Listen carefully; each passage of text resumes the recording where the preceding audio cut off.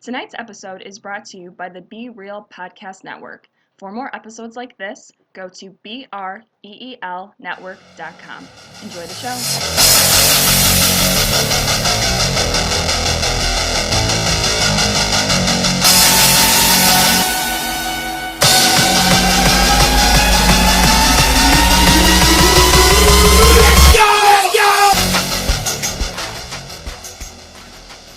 Hello, everybody, and welcome to another awesome episode of Movie Guys Podcast. I am Jordan, along here with Eric and Ed, like always, and tonight we're talking about All Eyes on Me, the Tupac story. How are you guys doing tonight? It's all right. Well, I would be much better if this movie was good. Jeez, well, I mean, we're gonna get into this one, but I don't know. I got something just happened. Like I suddenly got like a tick in my ear. Like not like the bug, but like I don't know.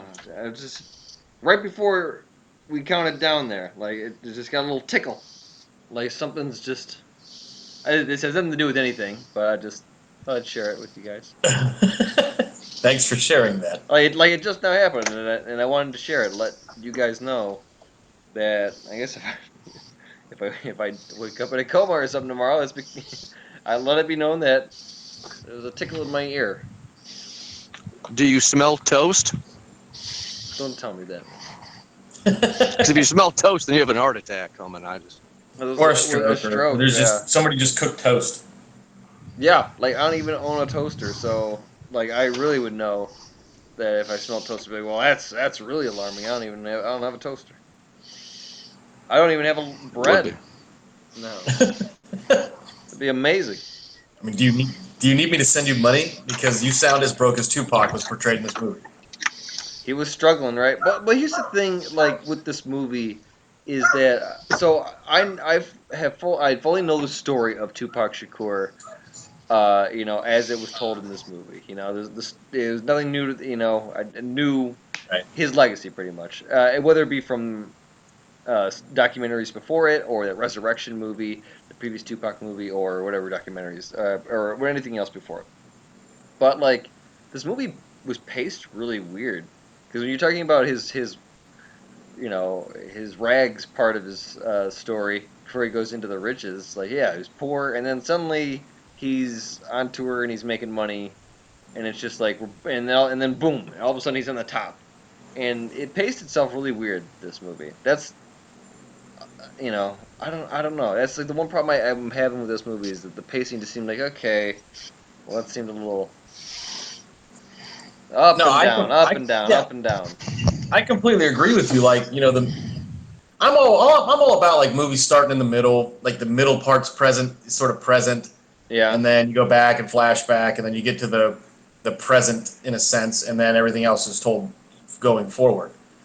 I'm okay with that, and when I used to make movies, that's the way I used to make them. So I applaud that. But like, yeah, I mean, it was really weird. They kept going back to those things, and I felt like, and maybe we're getting a little bit too much into it before we start, talking about like individual parts. But I feel like they tried to tell his story through his music, and also through an interview he did in prison, and also as if this movie were a music video. Like they tried three different styles of telling the story. I mean, I can see it from a director's point of view. Like I see what they wanted to do, but it just in real life it just didn't work. Well, Maybe. yeah. No, Maybe. They would focus or highlight on a part of his life, whether it be like something with him and his mom, or when he was at school. But either way, like the transition from that moment to the next part of his life was usually some sort of musical montage type thing, or something that like just sped up really fast, where it was just like, okay, here's here, and then boom, 10 years later type thing, on to the next one. And this is where he's like a big actor, he's a rapper now, and he's just making money. And I say, well, wait a second, like where are the trials and tribulations? Like where's I wanted to see more of his poetry come out, or more of his writing come out. If he was so poetic, if he was such a lyricist, if he was such using that notebook that his mom got him, and he's constantly writing in that. Then let's see that. Let's see like him being this troubled kind of misunderstood kid who is not a thug so much as he's just acting. He's just, you know, fitting He's the. acting like a thug. Yeah, he's like Yeah. he's fitting the role, and he's taking on this character, and yeah, and you'd think that because he went to art, the Boston School of Arts, whatever that. Baltimore. Yeah. Oh, Baltimore, yeah, that he's maybe got a little. He can be a little dramatic. You know what? Yeah. To go on that, there's something I wanted to share with you guys here, and I'm not a fan of this artist at all. But Marilyn Manson, Okay. there is a very famous YouTube interview that he did with Bill O'Reilly on the O'Reilly Factor a few years after Columbine, and this is relevant. Don't worry. And Bill O'Reilly said, "Why do you swear so much in your songs? Because in this interview, you haven't swore at all, and you're using very big words. You sound like a very well-educated man." And he said, because when you're passionate about something, sometimes a curse word comes out. And then the last thing that he said was he was being questioned by Bill O'Reilly about how there was a point in his show where he pulls out his cock and he simulates jacking off. Yeah. And how that is influential to kids. And he says, I cannot be blamed for that. You have to blame people like Liberace and Richard Simmons. I'm just an artist. That's what Tupac is to me. He was not a thug. But he had to get his point across. He had to get his message across to the quote unquote thugs to have hopefully change them. That's how I took at it. Well, yeah. What was a nice quote from the movie where you have to go, put yourself in or go down in order to lead them out? Yeah. Is that what it is? Yeah. So Go to the so level to go before on you lead that, them out. how was our theater experiences? I'm from a 3,000 person town. I went to a suburb, and all white, no black in the audience. So did you guys have a theater experience? Because this was a very boring crowd. There was only one African American in the theater when I Were you went. guys counting? What the fuck? No, I mean no, I don't mean it like that. I'm just saying like I went and there was only one. Like he was the only guy there. Um, I don't know. The theater was there was a few people in there. I don't know. See, here's I the thing. think that there was a kid in there because during the boob and sex scenes, I heard some kid go, "Oh!" So I'm sure that some Well, see, kid now was that's the thing. there who maybe like his dad or mom took him. That's the reason why I brought it up. We have to talk about race. We have to talk about white privilege. We have to talk about race relations, because the reason why I asked you guys if you had a predominantly African American theater going experience or not was because what made Tupac so interesting, what also made NWA so interesting, and Dr. Dre and all the other people, is the fact that they spoke to everybody. I So personally that's why I was related curious if you guys very had that. on a deep level related to All Eyes on Me. Me being, uh, white in the suburbs. I could. It was real street Yeah. talk, and it spoke to me.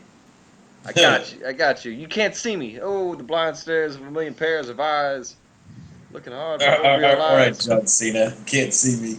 That's one of Tupac's songs off of Yeah. All Eyes on Me. It's called "Can't See Me." It's a good Well, song. Double album, baby. Shorty mm-hmm. Wanna Be a Thug, that was a good one on there. Thug Passion was on there. That Mm-hmm. gave you the ingredients to make Thug Passion, which is one part Alizé, one part Cristal. And that's Thug Passion, baby. That's a drink called Thug Passion.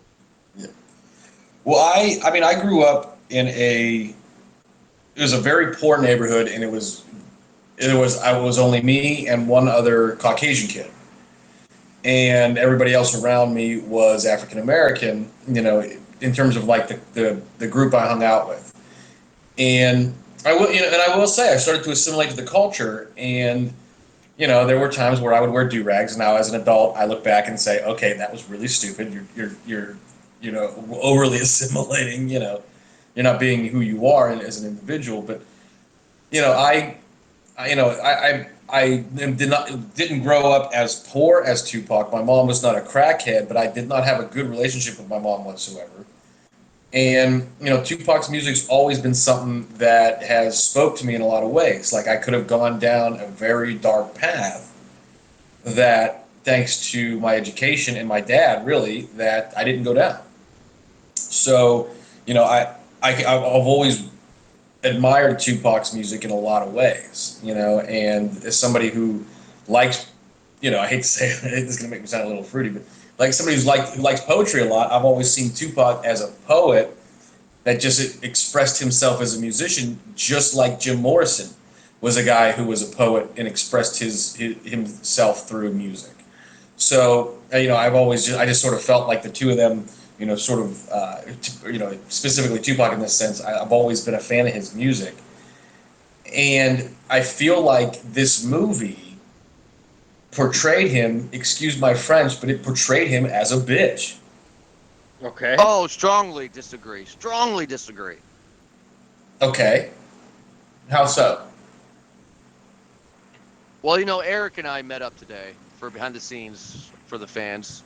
I went up to the D town, Detroit, and we were talking about it over a couple Coney dogs. And I think the guy that played Tupac is a genius, and he looks just like him. And I think that he did not portray him like a bitch at all. Wait a minute. I didn't say anything about the acting. The acting was incredible. The guy who played Tupac was amazing. The girl who played Jada Pinkett Smith, now, incredible. The guy who played Suge Knight, awesome. No, he was terrible. Yeah, I didn't like him, but But that's Suge Knight. That's Suge Knight. If you ever watch Suge Knight talk, like he's like one of those. He's a stoic kind of person.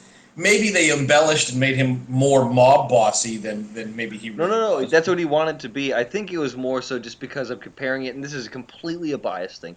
After watching Straight Outta Compton, seeing that Suge Knight, I feel that he looked more the part, whereas this one, I don't know, maybe looked a little more. It just didn't Yeah, I seem agree. like it too much. But you know what? Like he had it down, like the sweaters, the Bill Cosby sweaters, the bright red suits, the very flashy, elegance, everything, something like that, and. I remember watching a lot of the stories, like, and hearing or having heard the stories and watching them on, like, that whole dinner thing. I remember Snoop Dogg had told the story about that once before in a interview before. But it's like, everything was great. Straight out of the Untouchables. Yeah, it was well acted, and I enjoyed it, but it was just, I don't know, maybe it was just, I think that it was just the pacing was off in this movie. That's all, the only thing I can think of. The point I was trying to make was I mean, the guy who played Tupac did his part extremely well. He did Very a really convincing. great job. Very convincing. But the story that they told about Tupac made him come off, and maybe this is just my bias, and I'm not a hip hop historian. I just always loved his music. So I saw them portray him like some, He's like supposed to be. Well, He's supposed to be, because I that's don't- who he is. Well, but they made him look weak. I think they made him look weak. Because maybe because he really actually was. I mean, like, we found out what thug life really meant. They wanted to I mean, make him seem a bit more, because he's more emotional than what you would want to imagine, that he's like some sort of hard thug. It's like, no, he was very passionate and very emotional about a lot of this stuff, and he would be very poetic. He would often quote different sites or Shakespeare and stuff. This is like, that's just who he was. But he was just he spoke with such vigor and passion that it was very convincing. People followed him for it, especially because of his influence in like the way that this movie started too, where you got to see a little bit of his background with the whole Black Panthers thing. So there's a movement behind him. There's a spirit behind him that moves him, that drives him. And then you see how like drastic it was when his stepdad was busted doing some extremist shit. I think it was just killing some cops or something like that. And He like robbed a bank or something. yeah, it's something like that. So like, and then seeing his mom do it, and just like, so he's motivated about this voice, and so he, you tell that he's taking it from there and just kind of keeps it rolling.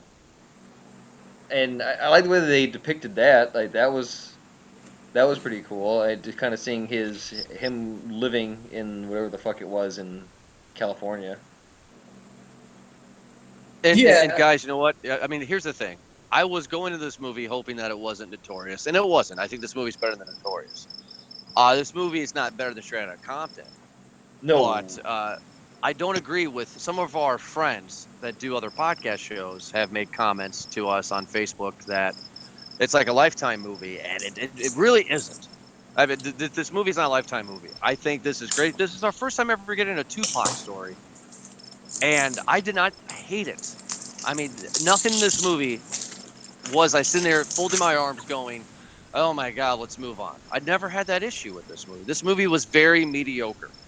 It was long too. Jesus, it felt long too. I had Yeah. actually debated about like towards the end just walking out because like okay I know what happens at the end, and so it's just yeah. like all right let's wrap this the fuck up.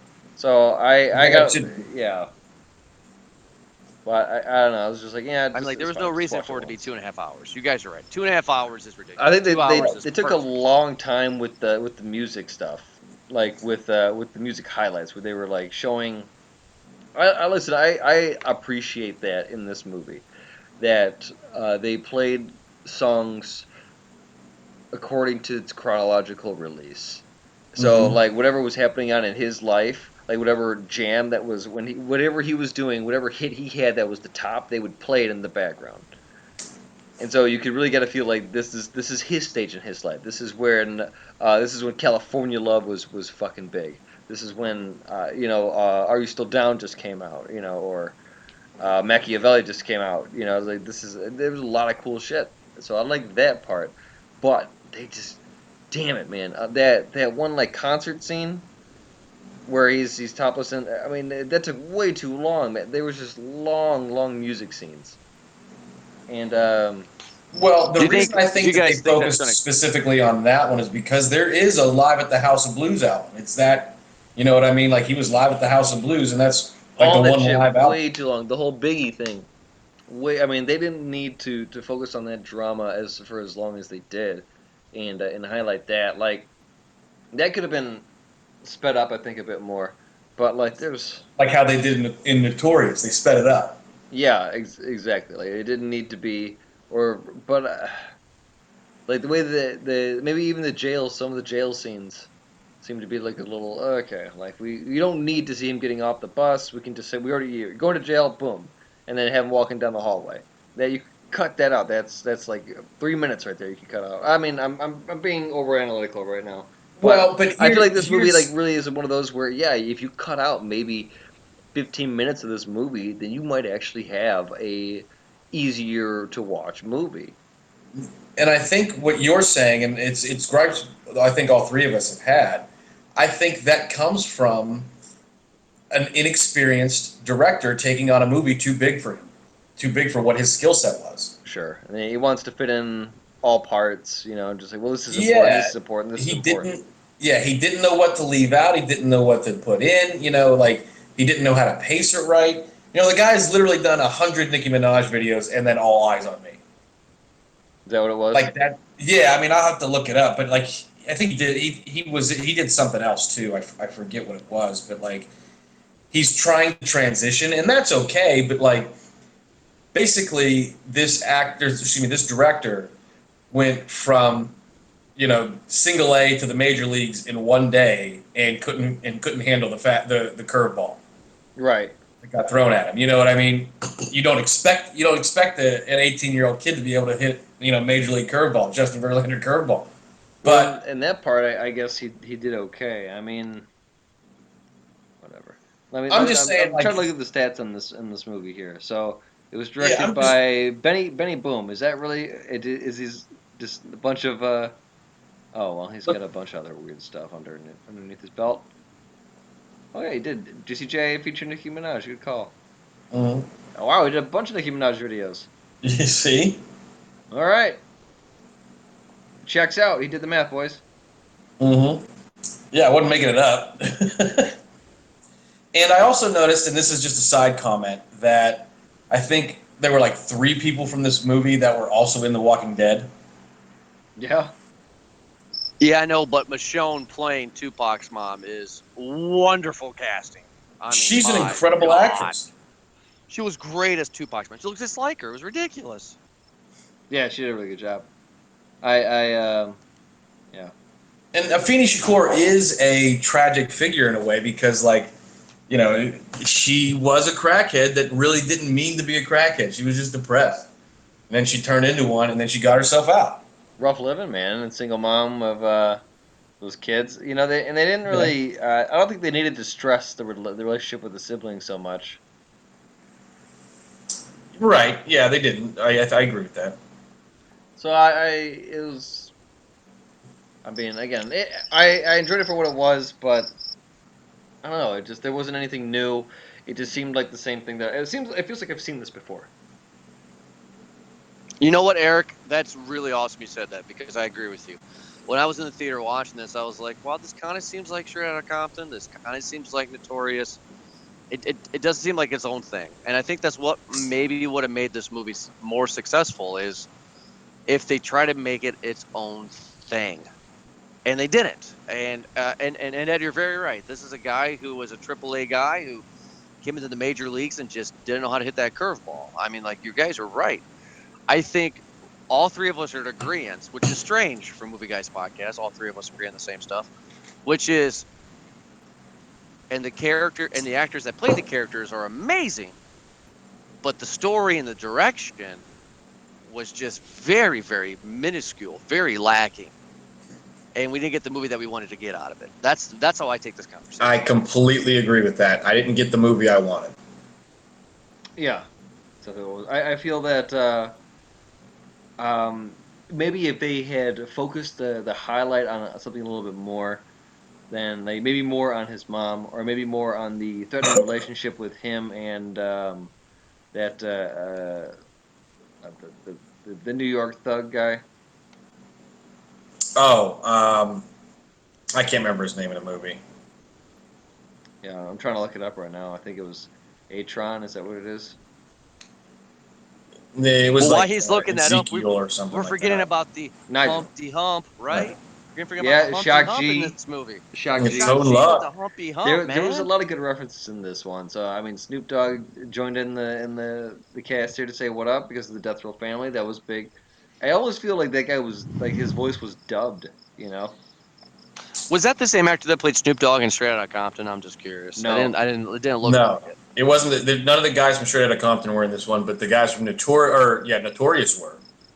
Well, no, Okay. no, no, no, no. The guy that played Tupac in Straight Outta Compton is this guy. Yeah, because they saw how good he That's it. looked like him. Yeah. Yeah, that was it. So okay, so nobody else. Okay, I was just curious because we brought it up earlier, and I didn't get a chance to Are get my 2 you cents on sure? that. Because on his IMDb, it does not say that he is in. Oh, really? Maybe it Yeah. wasn't.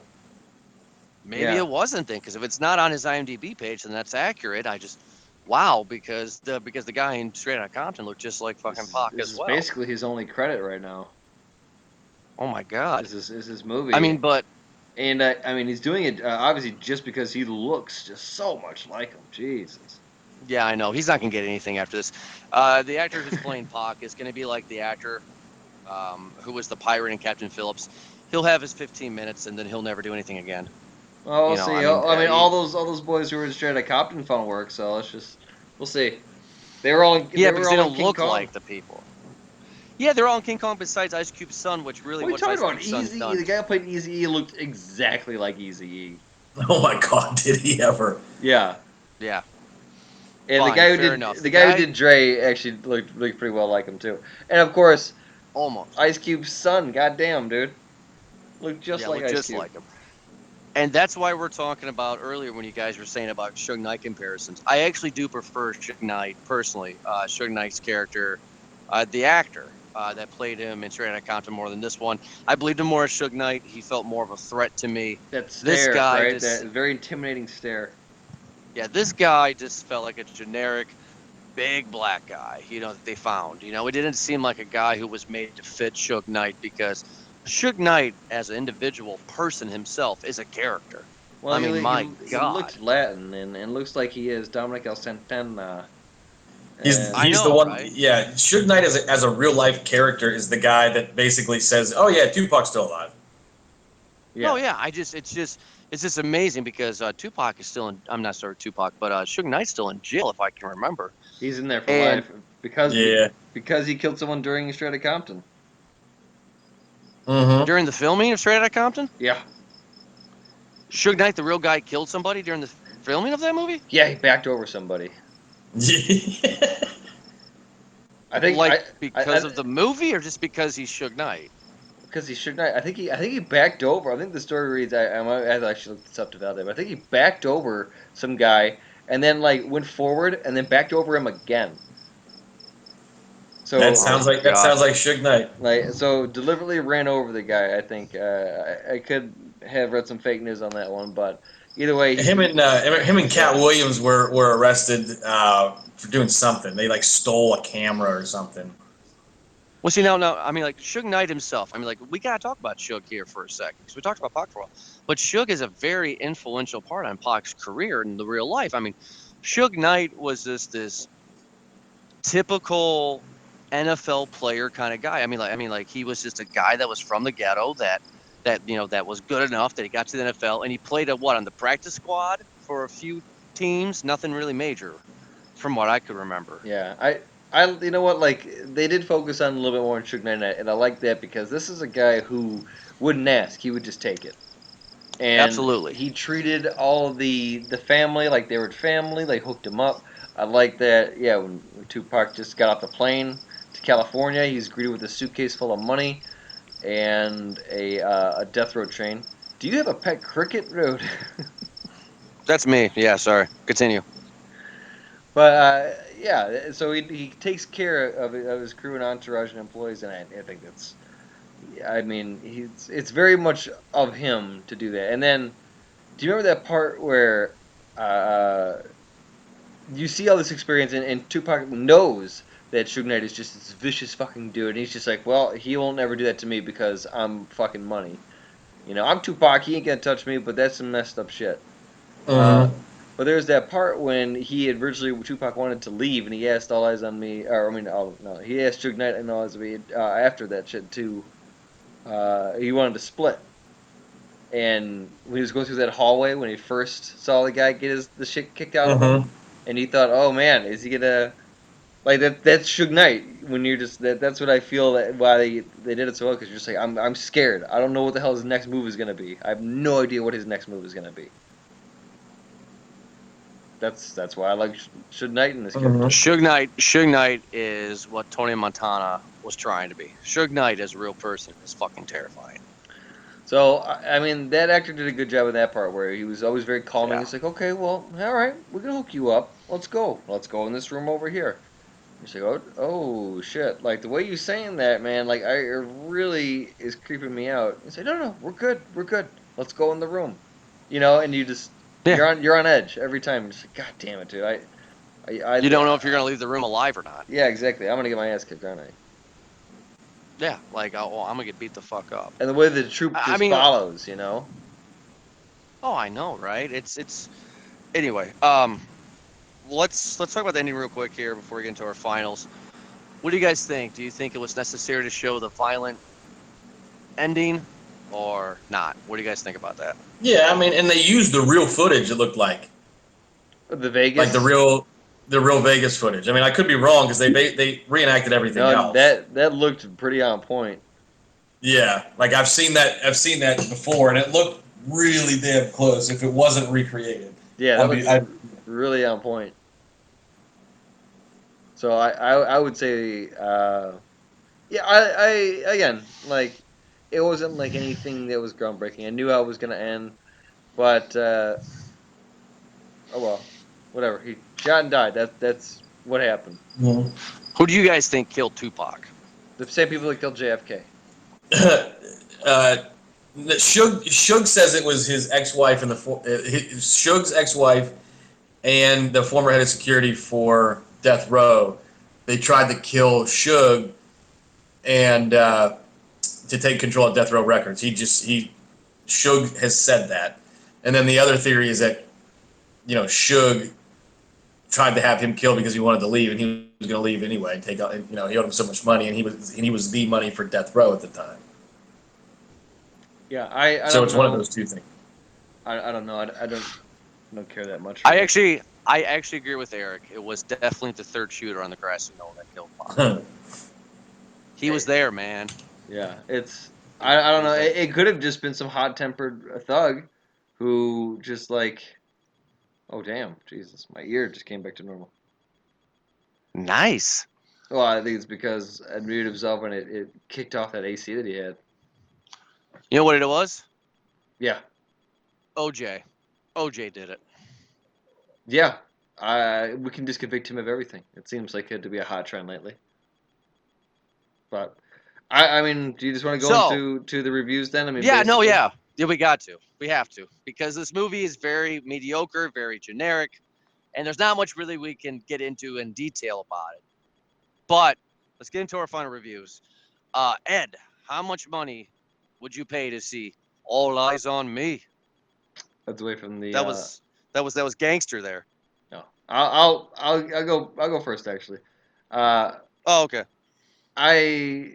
This is a rent for me. I don't think I'd pay full price for this one. I don't know, man. I mean, it was So a half fine. price? Yeah, I'd say it's a rental. I don't know if it's on HBO, I'd watch it. I mean, if it's on the plane, I'd watch it. But that's it. I mean, it's a rental, like an iTunes rental. Was it like $2 or $3 now? Yeah, something like that. I mean, it's not worth the theater. 2.5 hours, man. Like, that's a lot to ask in a movie nowadays. Is 2.5 hours. It has to be usually some epic, and there was a lot of content there, but I don't think it hit the mark. All right, Ed, how much money would you pay to see All Eyes on Me? Because of everything we've said so far, and I think this is the shortest review we've ever done, by the way, because it was, the exact opposite of this movie. The movie was like we've said, the movie was way too long. If it was paced properly, 2.5 hours isn't bad, but it wasn't paced properly. It felt like 2.5 hours, which it shouldn't have done. The director, was poorly directed. We talked about that. I mean, it looked good. The cinematography I didn't have any problem with. It was acted in well. I thought the writing sucked. The writers wouldn't even get to that. The one claim to fame that the three combined writers of this story is that one of them wrote fucking Alaska Man or some Grizzly Man or whatever the fuck. It was some movie that, it was just the only other thing he's ever written. Yeah. Yeah. Anyway, it basically felt like some studio somewhere wanted to push out a Tupac movie and try to find Straight Outta Compton success. Yeah. Because the guy who did Straight Outta Compton, he also did Friday experience, but he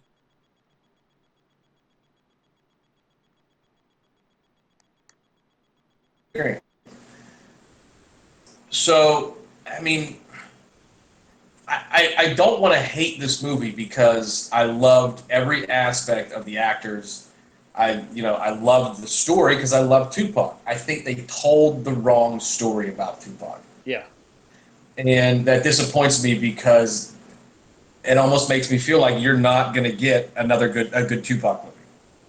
You're not. No. Because This is it. Yeah, Notorious and All Eyes on Me were meant to go together, and they do. So like, I'm just thinking that this movie's ruined the story of Tupac for a lot of fans, a lot of filmgoers. It's got to be a half price. It's got to be a rent. You know what I mean? Simply because the movie, the material's there. You've got great material, and the acting was well done. But I think that I blame the director and the studio because they failed with everything that they were given.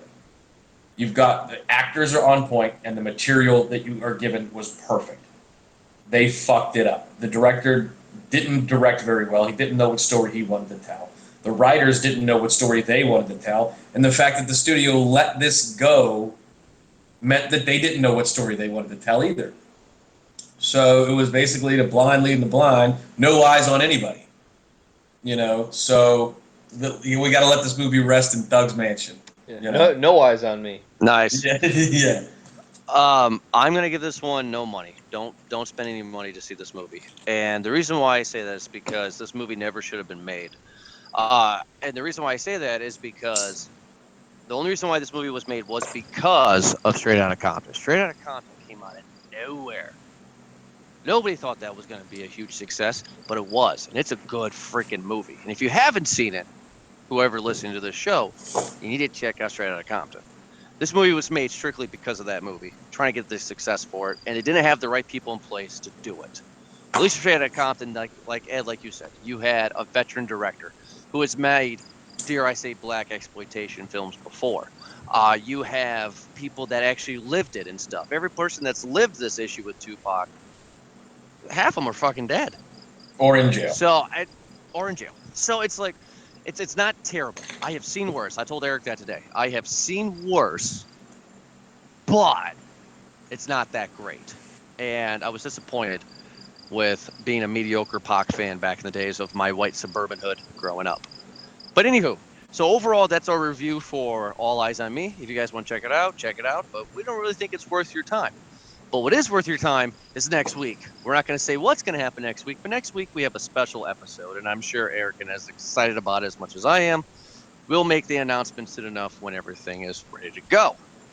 After that, we got some other reviews coming your guys' way, so we're excited to give that to you as well. Make sure to check us out at movieguyspodcast.com on Podbean, which is movieguyspodcast.com, and also on iTunes. Search Movie Guys Podcast. But Eric and I, thank you so much for joining me tonight, and we'll talk to you guys next week for our special episode.